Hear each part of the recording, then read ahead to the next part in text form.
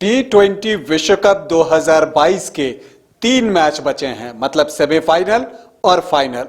लेकिन सेमीफाइनल और फाइनल से पहले इस मैचों के लिए कुछ नियम बदल दिए गए हैं। जो नियम बदले गए हैं, क्या वो भारतीय टीम के लिए फायदेमंद साबित हो सकते हैं, यह बताऊंगा। लेकिन उससे पहले बता दूं कि मैं हूं राकेश रंजन और आप देख रहे हैं न्यूज बाइस्कोप। T20 विश्व कप 2022 का सेमीफाइनल और फाइनल खेला जाना है। जो 4 टीमें सेमीफाइनल के लिए क्वालिफाई की हैं वो आप जानते हैं। ग्रुप 1 से अगर हम बात करें तो न्यूजीलैंड और इंग्लैंड की टीम सेमीफाइनल के लिए आई है, जबकि ग्रुप 2 से भारत और पाकिस्तान की टीमें सेमीफाइनल में पहुंची हैं। लेकिन इन मैचों से पहले, सेमीफाइनल मैच से पहले ही आईसीसी ने सेमीफाइनल और फाइनल के लिए कुछ नियम बदल दिए हैं। तो क्या नियम बदला है वो बताऊं, उससे पहले बता दूं कि आपने देखा है कि इस विश्व कप में कितने ही मैच बारिश की नजर हो गए। बारिश एक खलनायक के तौर पर आया और कई मैचों के परिणाम को प्रभावित कर गया। अगर बारिश के दर्द के बारे में पूछना हो ना, तो आप ऑस्ट्रेलिया और साउथ अफ्रीका से पूछ सकते हैं। लेकिन अब जो है, क्योंकि बारिश जब होती है तो डकवर्थ लुईस मेथड का सहारा लिया जाता है और 5 ओवर के खेल के बाद डिसीजन दे दिया जाता है। तो इतने छोटे अंतराल में कई बार गेम जो है वो कमजोर प्रतिद्वंद्वी के पक्ष में भी चली जाती है, कमजोर टीमें भी जीत जाती हैं।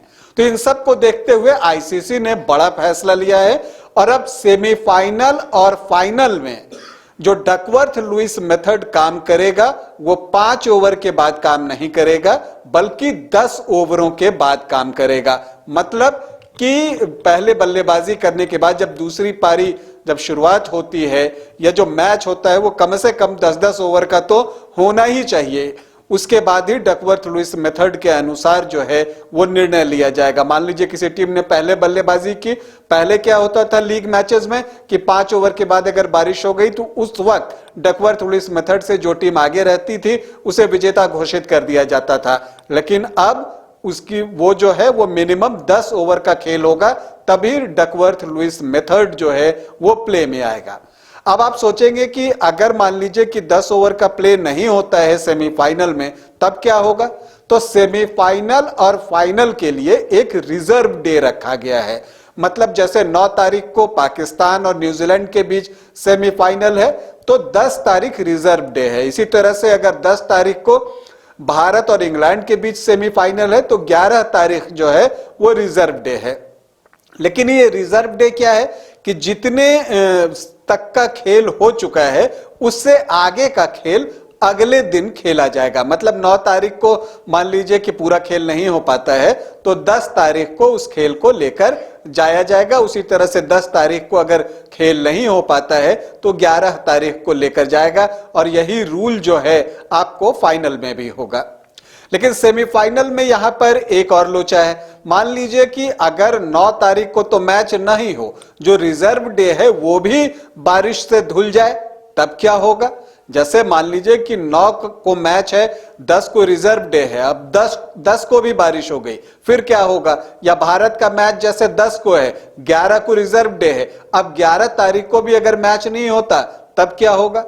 तब आपको बता दूं कि यह निर्णय लिया गया है कि जो टीम ग्रुप को टॉप करके आई है उसे विजेता घोषित कर दिया जाएगा।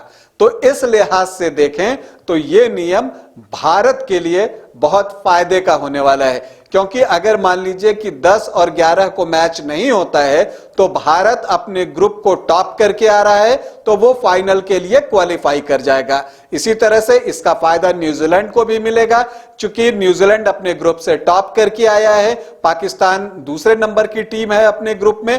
तो अब अगर 9 और 10 तारीख को मुकाबला नहीं होता तो न्यूजीलैंड की टीम फाइनल के लिए क्वालिफाई कर जाएगी। तो यह सेमीफाइनल का नियम हुआ। और फाइनल में क्या होगा?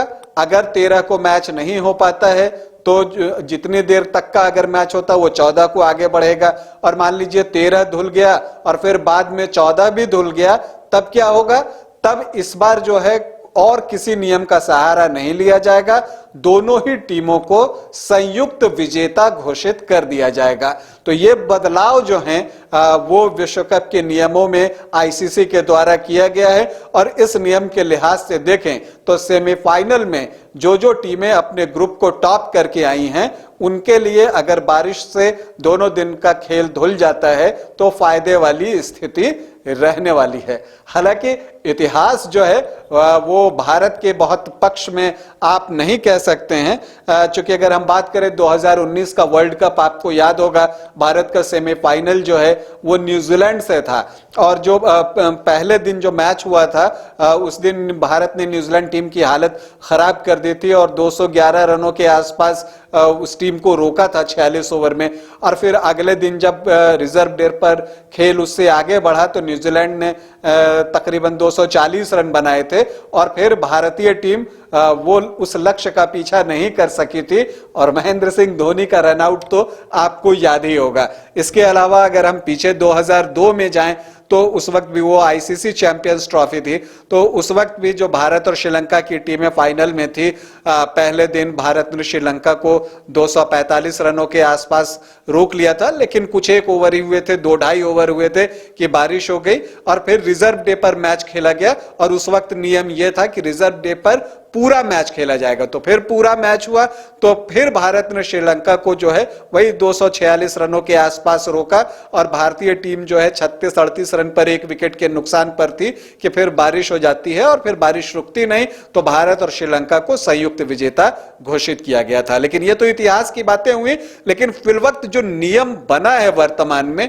उससे सेमीफाइनल में ग्रुप लीडर को फायदा होने जा रहा है अगर दोनों ही दिन बारिश जबरदस्त हो और मैच धुल जाए तब। तो वैसी स्थिति में भारतीय टीम और न्यूजीलैंड की टीम के लिए यह फायदे का सौदा साबित हो सकता है।